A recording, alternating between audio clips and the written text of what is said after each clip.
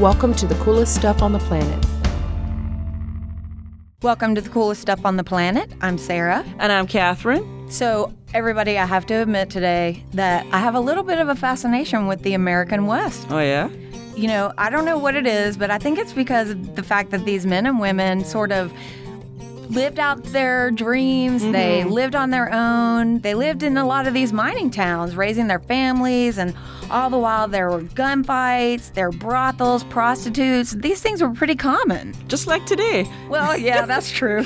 Yeah, and of course, there have been countless movies made about the Wild West, so you're not the only one with this fascination. That's true. Yeah, and when you think about the gold rush of the 1840s in the West, this sparked a lot of those developments, those mining towns just kind of sprung up overnight. But when these gold mines died, so did these towns. Yeah, and that's true. What's left today, if anything, are ghost towns. Ooh. And that's what we're going to talk about in today's podcast.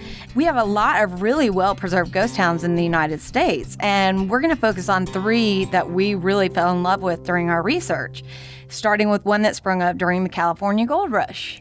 Yeah, that's called the town of Bodie, and that's just northeast of Yosemite. And it was founded in 1859 by a man named William S. Bodie, who discovered gold near what is now called Bodie Bluff. In 1861, there were just about 20 miners, but by 1880, there were like 10,000 people had just descended on this place. God, that's not even 20 years. I know, it's just crazy, mining for gold. That's right. And Bodie, really thrived with families, store owners, miners, but there were also a lot of thieves, gunfighters, and prostitutes. Got to keep the people entertained. That's right. Yeah. And, legend says that at one time, Bodie had 65 saloons, several brothels, tons of gambling halls, and even opium dens. So it sounds like they had a lot of fun there in Bodie. They had a lot of fun, yeah. But the good times ended when the mine started closing. And by 1920, they were just down to 120 people. That's amazing. Yeah, that's a big drop. And today there are about 100 structures still left, which include houses, churches. I guess they got a couple of those. I guess they did. Eventually. There's the jail, the mill. They're all there. And they're all very well preserved. Even the interiors are still stocked with goods. And the entire town was designated a state historic park in 1962. Yeah, that's really awesome. I can't believe some of the goods are still inside. I know. Yeah, I'd love to see what they look like. Yeah. The next town we're headed to is in Montana. It's in a town called Bannock, and it's listed on the National Register of Historic Places and is a National Historic Landmark. And in 1862, John White and some other members of what was known as the Pike Peakers discovered, shocker, gold, and the town sprung up almost immediately, and it attracted, of course, miners, but it also attracted deserters of the Civil War, businessmen, and, of course, some outlaws, and they were all hoping to strike rich. Yeah, and apparently Bannock had quite a reputation.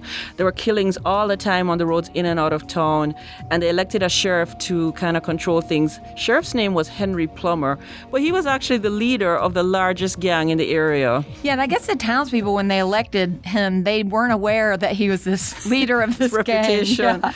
Yeah, and not surprisingly, crime increased under his watch. Shocker. I know, I was shocked too. And in the next few months after his election, 100 citizens were murdered. But eventually, vigilantes got hold of Plummer and they hanged him. Good for them. Yeah. And today in Bannock, about 50 buildings still stand, and that includes several houses, the gallows where the sheriff was hanged, Hendrick's Mill, and a couple of saloons. And you can tour them throughout the year, but Bannock also has some special events, some reenactments, and even some ghost tours. So maybe you'll run into old Sheriff Plummer. Who knows? That's right. And the last ghost town that we're going to visit is Rhyolite in Nevada. And this is said to be the most photographed in the West. It was founded in 1904 after prospectors discovered gold, and industrialist Charles Schwab, the famous Schwab, who we all know, yes. Investments. He invested also heavily in this town, and by 1907 it had streetlights, water mains, newspapers, even a stock exchange. It's crazy to think that there was a stock exchange. Yeah. Well, it was his line of business. That's true. But Rhyolite really foundered as quickly as it flourished. By 1910, that was just 3 years later, all the gold had dried up and the population dropped to less than 1,000. And then just a year later, the mine shut down, and pretty much so did Rhyolite. Yeah, no, today this is maintained by the Bureau of Land Management, and you can still see some of the ruins of the 2-story school building, the train station, station and the cook bank. And several movies have been filmed here, mostly old westerns like the Rough Riders Roundup from 1936. Yeah. And what makes Rhyolite so different than the other two we talked about is in 1984, the late Belgian artist Albert Sikowski created a sculpture that's known as the Last Supper, and it's near the railway depot. And it became part of what's called the Golden Open Air Museum. And this is an outdoor sculpture park, and it contains 7 large sculptures. And they're all these really colorful, just really odd things that you wouldn't sort of expect to see in the middle of a ghost town. So they add quite a juxtaposition to the ruins of Rhyolite.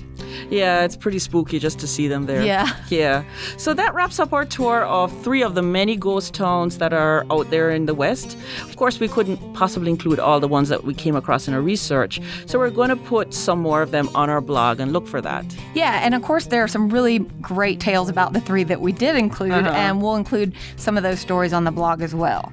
And as always, you can contact us on Facebook, Twitter, or email us, and we'll have all those addresses at the end of the podcast. And we'll see you next time on The Coolest Stuff on the Planet.